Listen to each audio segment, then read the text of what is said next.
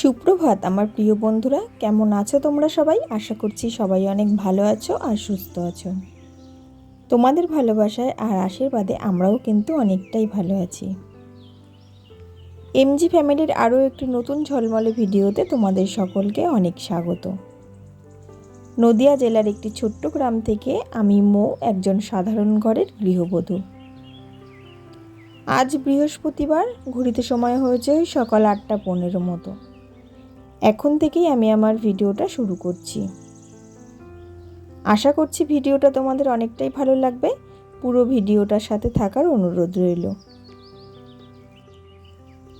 সকালবেলা ঘুম থেকে উঠেই ফ্রেশ হয়ে আগে কিন্তু বাসি জামা কাপড়টা ছেড়ে নিয়েছি, আর তারপরেই সবার আগে আজকে চলে এসেছি কিন্তু বিছানা কাঁথা তুলতে। তো সকালবেলায় এই কাজটা হলো সবচেয়ে অলসতার কাজ, যেটা কিনা আমি সকালবেলায় কিন্তু কোনো দিনই করতে পারি না। তোমরা সেটা দেখেছো। বেশিরভাগ সময়টাই আমার দুপুরবেলায় কিন্তু এসে এই বিছানা কাঁথাটা তুলতে হয়। আর এইদিকে আজকে কিন্তু সকাল সকালে বিছানাটা তুলে নিচ্ছি, কেননা ওইদিকে তোমাদের দাদাভাইও কাজে বেরিয়ে পড়েছে আর ছোটো মেয়েও ঘুম থেকে উঠে পড়েছে।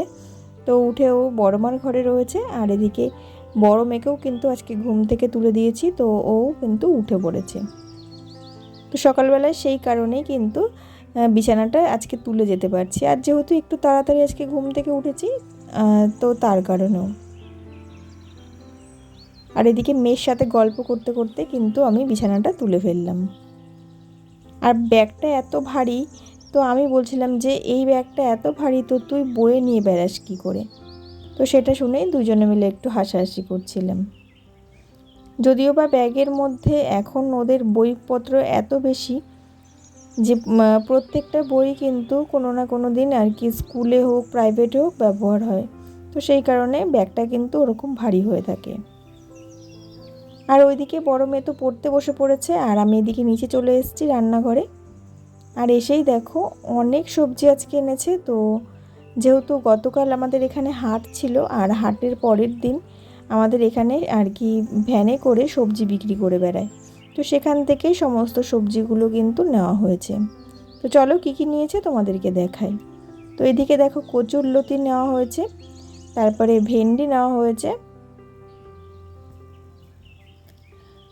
এ দেখো পটলও নিয়েছে অনেকগুলো, তারপরে আলুও নিয়েছে, পেঁয়াজ, আদা, লঙ্কা, কাঁচা লঙ্কা নিয়েছে। যদিও বা এখনও কিন্তু অনেক গত 2 সপ্তাহেরটা রয়েছে। আর এই দেখো দুটো লেবুও নিয়ে নিয়েছে, যেহেতু গরমকাল পড়েছে তো লেবু দিয়ে ভাত খেতে কিন্তু ভালোই লাগবে। আর এদিকে উচ্ছেও নিয়ে নিয়েছে, তারপরে দেখো সজনে ডাঁটাও নিয়েছে। আর এদিকে তোমরা তো আগে দেখতে পেলে যে একটা রসুনের কিন্তু ছড়া নিয়ে এসছে।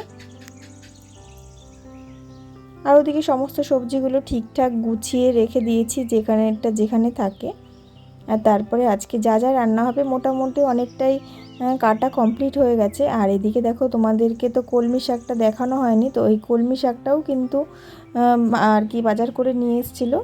তো 2 আঁটি কলমি শাক এনেছিল, সেখান থেকে কিন্তু আমি 1 আঁটি কলমি শাক আজকে রান্না হবে, সেই কারণে এই কলমি শাকটা ভালো করে ধুয়ে পরিষ্কার করে নিয়েছি। আর তারপরে এই যে কুচি কুচি করে কেটে নিচ্ছি। আর শাক জিনিসটা না একটু ভালো করে যদি কুচিয়ে কাটা হয় তাহলে কিন্তু জিনিসটা রান্নাও ভালো হয় আর খেতেও কিন্তু বেশ ভালো লাগে।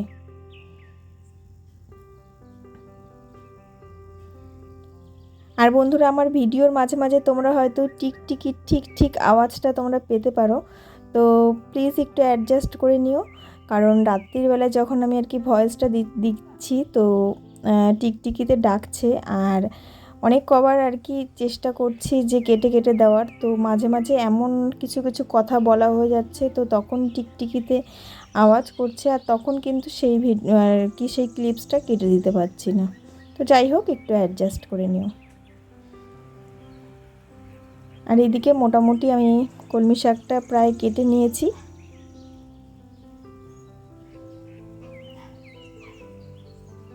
সুন্দর করে কুচিয়ে নিয়েছি দেখো। আর বড় বড় করে কুচিয়ে নিলে না সেটা রান্না করতেও ভালো লাগে না, আর খেতেও ভালো লাগে না, আবার দেখতেও ভালো লাগে না রান্নার পরে। তো ওইদিকে তো বড়দি রান্না চাপিয়ে দিয়েছে, আমি সমস্ত কিছু গুছিয়ে বড়দির কাছে দিয়ে দিয়েছি। আর যেহেতু আজকে বৃহস্পতিবার, আজকে কিন্তু সমস্তটাই নিরামিষ রান্না হবে। আর এদিকে আমি ছোটো মনার দুপুরের খাবার জন্যে আমি ওকে যে খিচুড়িটা খাওয়াবো, সেই খিচুড়িটাতে যেই সবজিগুলো দেবো সেটাই একটু গ্রেট করে নিচ্ছি। তাহলে পরে কিন্তু খিচুড়িটা রান্নাও ভালো হয়, আর ও কিন্তু ওইভাবে খেতেও ভালোবাসে।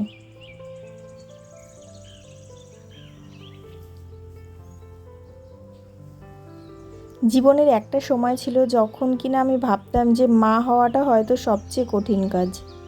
কারণ মা হলে হয়তো এই সন্তানের যত্ন করতে হবে, সন্তানের জন্য রাত জাগতে হবে, সন্তানের শরীর খারাপ হলে তাকে দেখভাল করতে হবে, নিজের জন্য কোনো সময়ই পাবো না, নিজের কোনো পরিচর্যাই করতে পারবো না।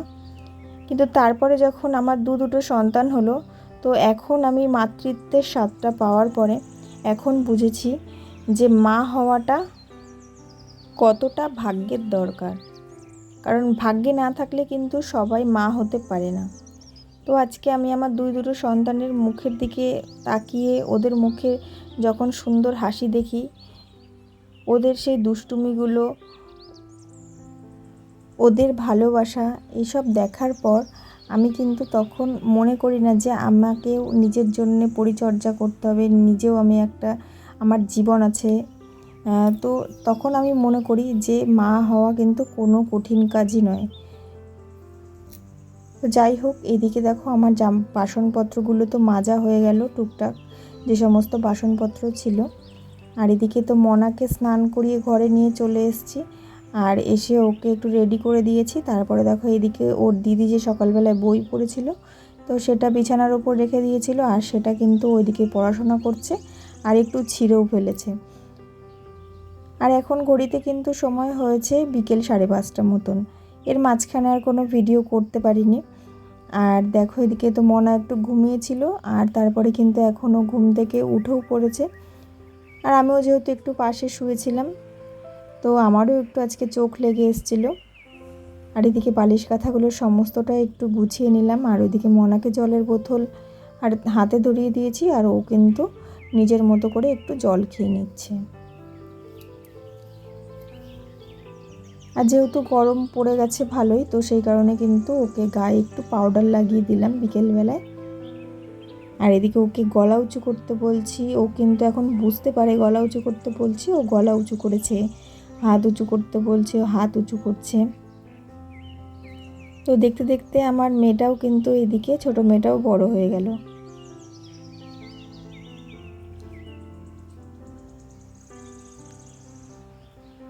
আর এদিকে যেহেতু গরম পড়েছে না, তো সেই কারণে কিন্তু আমি একটা হালকা পাতলা ওকে গেঞ্জি পরিয়ে দিচ্ছি।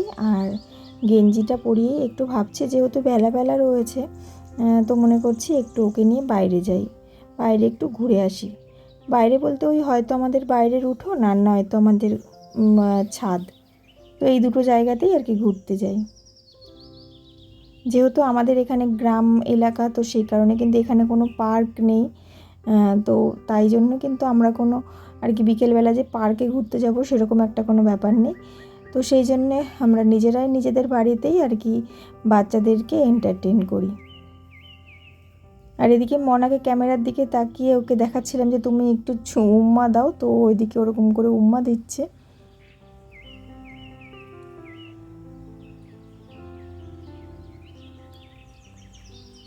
আর দেখো এখনও কিন্তু অনেকটাই বেলা রয়েছে, 5:30 বাজলেও এখনও অনেকটাই বেলা রয়েছে। কেননা এখন যেহেতু গরমটা পড়ে গেছে, তো এই সময়টা আর কি সন্ধ্যা হতেও কিন্তু অনেকটা টাইম লাগে, প্রায় 6:30 6:45 নাগাদ কিন্তু সন্ধ্যা হয়। আর এদিকে দেখো দেখতে দেখতে একটু ছাদেই চলে আসলাম, বাইরের উঠোনে আর আজকে যাইনি। তো ছাদে এসেছি, এসে মনাকে একটা কলা খাইয়ে দিচ্ছি। কেননা এখন আর কোনো অন্যরকম কিছু খাওয়ালাম না, তো এখন একটু কলা খাইয়ে দিচ্ছি। তো ওকে আমি খাওয়াতে যাচ্ছিলাম, তো ও তো সেটা খেতে চাইছিল না, ও নিজে হাত দিয়ে ধরে খাবে, তো সেই কারণে ওর হাতেই দিয়ে দিলাম। আর ও দেখো টুকটুক করে কিন্তু খেয়েও নিচ্ছে। তো বন্ধুরা, আজকে ভিডিওটা তাহলে এতটুকুই রাখছি। প্রতিদিনের মতো আজকেও বলবো, যদি ভিডিওটা ভালো লাগে অবশ্যই একটা লাইক করো। আর আমার নতুন বন্ধুদেরকে বলবো তোমরা অবশ্যই চ্যানেলটাকে সাবস্ক্রাইব করে আমার পাশে থেকো। আর পুরনো বন্ধুদেরকে তো অনেক ধন্যবাদ আমার পাশে থাকার জন্যে। দেখা হবে আবার নতুন ভিডিও নিয়ে। সবাই ভালো থেকো, টাটা।